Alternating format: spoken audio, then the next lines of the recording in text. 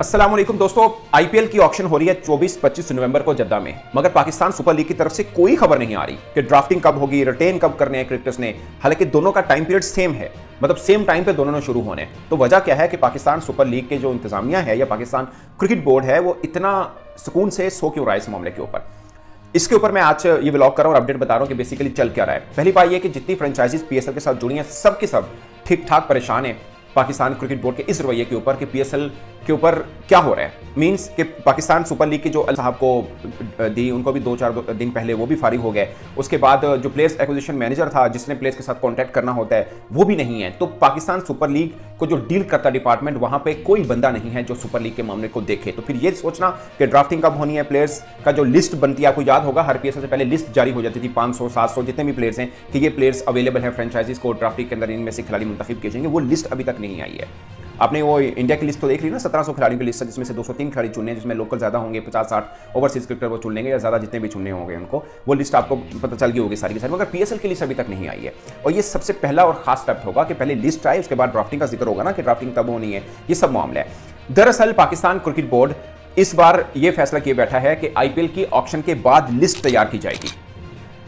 वो इसलिए कि जो जो प्लेयर्स ने अवेलेबिलिटी दी है कि इस टाइम पीरियड पे हम अवेलेबल हैं फॉर आईपीएल, ऑफ कोर्स उनकी प्रायोरिटी आईपीएल है कि आईपीएल के लिए हम अवेलेबल हैं, मगर उनमें से कितने से मुंतखब ऑक्शन में चुने जाएंगे जितने ओवरसीज क्रिकेटर हैं, फिर कुछ बच जाएंगे। वो जो बच जाएंगे ना वो हमारी क्रीम होगी, और वो जो हमारी प्लेटिनम कैटेगरी, A+ कैटेगरी समझ लीजिए, उसके अंदर जो खेले जाएंगे ओवरसीज क्रिकेटर, फिर उनका एक लिस्ट बनेगी कि ये क्रिकेटर्स अवेलेबल है। फॉर एग्जाम्पल स्मिथ अगर खेलना चाहते हैं, हेजलवुड खेलना चाह रहे हैं, या जॉय रूट खेलना चाह रहे हैं, या जितने भी बड़े बड़े नाम हैं जिनकी आईपीएल के अंदर आना मुश्किल दिख रहा है। अगरचे ये बहुत बड़े बड़े नाम है मगर मुश्किल से दिखता है कि वो T20 के स्पेशलिस्ट नहीं माने जाते हैं, ये T20 के स्पेशलिस्ट नहीं माने जाते हैं।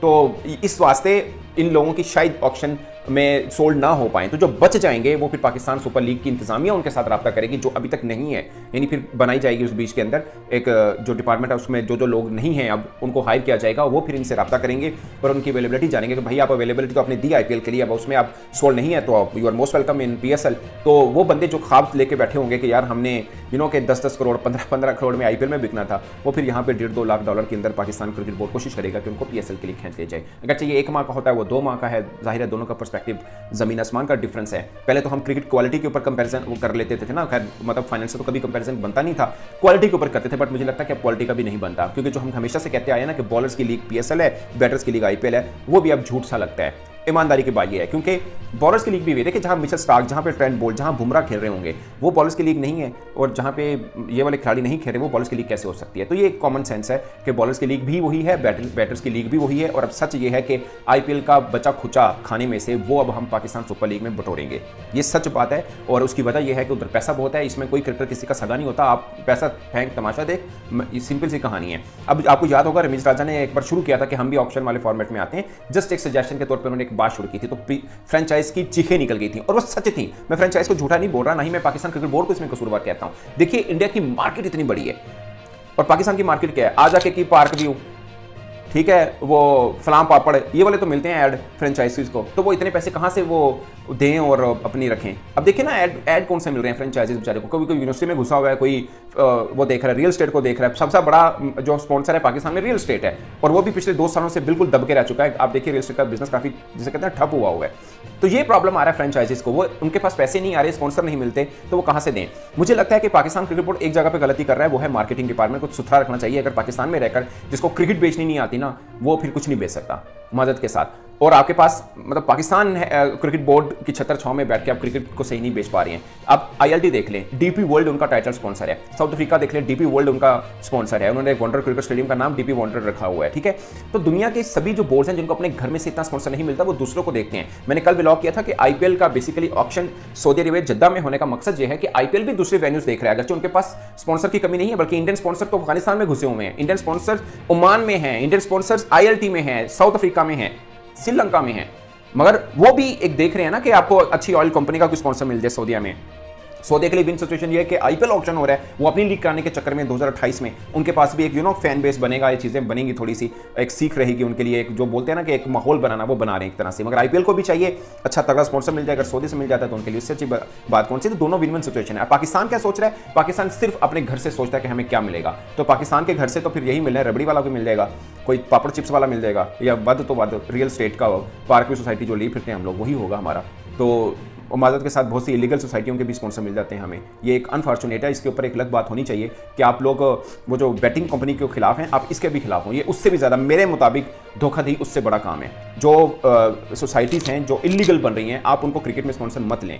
ये इसके ऊपर एक अलग बहस होनी चाहिए, मैं इस पर अलग व्लॉग भी करूँगा, क्योंकि पहले वो डिग आउट करना है कि कौन कौन सी इलीगल हैं सोसाइटीज़ जो स्पॉन्सर कर देती है क्रिकेट में और सब धुल जाता है। ये भी एक अलग बहस होनी चाहिए इसके ऊपर। तो दोस्तों ये प्रॉब्लम है, इसलिए पीएसएल की ड्राफ्टिंग नहीं हो पा रही है, इसलिए पीएसएल के ऊपर कुछ आपको खबर नहीं मिल रही, इसलिए फ्रेंचाइजीज परेशान है। बहुत सी फ्रेंचाइजीज की क्रिकेट बोर्ड के लोगों की ख्वाहिश है कि इसको उठाकर हम दुबई में ले आएं, कि हमें लोकल स्पॉन्सर मिल जाए, उठाकर लेके आए यहाँ पर। दूसरी वजह यह है कि आपका सिक्योरिटी पे बहुत खर्च होता है पीएसएल के अंदर, दूसरा लोकल स्पॉन्सर नहीं मिलता, तीसरा जो ग्राउंड्स के अंदर बिलबोर्ड्स लगते हैं उसका अच्छा स्पॉन्सर नहीं मिलता। आप दुबई में आ जाएंगे तो आपको काफ़ी चीज़ें बेहतर हो जाएंगी। और जो एक स्पेक्टेटर्स का रहा था कि पाकिस्तान के अंदर स्पेक्टेटर्स देखने आ जाते हैं, चलो माहौल बन जाता है, वो भी खत्म हो गया है। और चौथी सबसे इंपॉर्टेंट बात कि बहुत से ओवरसीज क्रिकेटर हैं जो आईपीएल से फारिग होने के बाद भी पीएसएल में आना पसंद नहीं करेंगे, बिकॉज तो वो इतनी सिक्योरिटी के अंदर रहकर क्रिकेट को एंजॉय नहीं करते हैं। तो उनके लिए भी अच्छा रहेगा कि यार दुबई में है या अबू धाबी या शारजाह या इंग्लैंड में या कहीं पर भी आप कर रहे हैं तो चलो बेहतर है। मुझे लगता है कि एक बार प्रपोजल जो आया था ना कि पीएसएल के कुछ मैचेस इंग्लैंड में करा लीजिए, वो बेहतर था, वो अच्छा था। उसकी वजह ये थी कि आपको वहाँ का स्पॉन्सर भी आप ट्राई आउट कर सकते हैं, और दूसरी बात ये कि फैन इंगेजिंग अच्छा रहता, आपको हाफ करा लेने में कोई हर्ज नहीं है। अगरचे बीइंग पाकिस्तानी आप हमेशा ही सोचते हैं कि आपकी लीग आपके अपने देश में होनी चाहिए, और उस देश के लिए जो पिछले 10-12 बरस लगे इंटरनेशनल क्रिकेट आने में या पीएसएल को बेसिकली अपने प्रोडक्ट को आने में। और प्रॉब्लम यह है कि आपके पास स्पॉन्सर नहीं है, अच्छे स्पॉन्सर की तलाश में आपको बाहर निकलने में कोई हर्ज नहीं है। तो फ्रेंचाइजी ये चाह रही थी कि अगर हमें दुबई में भी हो जाए तो कोई मुश्किल नहीं है। पाकिस्तान क्रिकेट बोर्ड की मुश्किल ये है कि वो अपने ग्राउंड को खाली करके बाहर को फिल करने की कैसे करें। क्रिकेट बोर्ड और फ्रेंचाइज मालकान के बीच में इस चीज़ को लेकर हमेशा डिस्कशन रही, और मुझे लगता है कि दुबई में या इंग्लैंड में पीएसएल के कुछ मैचेस करा लेने में कोई हर्ज नहीं है, उससे फैन बेस बढ़ेगा, और दूसरा स्पॉन्सरशिप अगर अच्छी आती है तो फायदा तो बेसिकली पीएसएल का ही है। दोस्तों इस पर आप अपनी राय कमेंट बॉक्स में जरूर बताइएगा। मेरी तरफ से इतना ही, इजाजत दीजिए, अल्लाह हाफिज़।